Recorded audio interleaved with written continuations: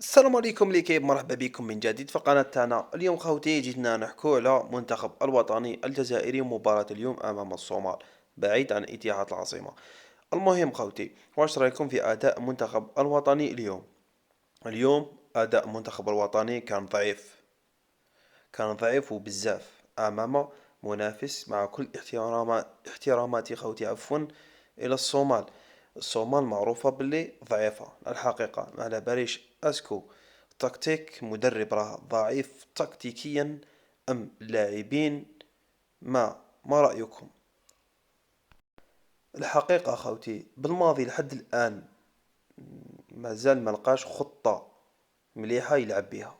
الحقيقة مازال كما نقولوا يدور برك، كل خطرة خطة، كل خطرة تشكيلة، ما فهمناش الحقيقة. ما رانيش ضد بالماضي، مي راني ضد الحقيقة والواقع. الواقع أنه ضعيف جدا تكتيكيا.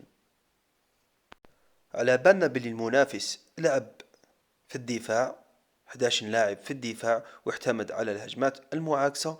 مي الصومال ما تقدرش تبني لعب شباب وتصنع فرص جيدة. لا، شفنا فرص قلال الحقيقة خاوتي، شفنا فرص ضعيفة جدا من ناحية المنتخب الجزائري. وما صنعوا فرص خاوتي أخطر، شفنا الفرص تاعهم كانوا أخطر شوية نوعا ما. على بالي بلي داروا 4 هجمات ولا مي كانوا خطيرة. سبب تكتيكيا، رانا ضعاف تكتيكيا.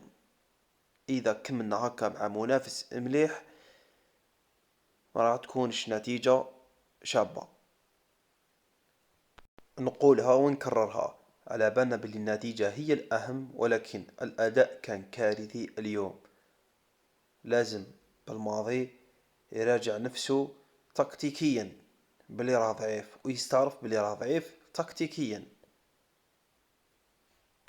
ما رانيش ضده، مي ضده تكتيكيا. خطة اللعب ضعيفة جدا للمنتخب الوطني، وعندنا أحسن لاعبين في إفريقيا، الحقيقة من أحسن المنتخبات في إفريقيا، ولكن ما فهمناش. المهم خوتي نقول لكم السلام عليكم، تلاقوا في فيديو جديد.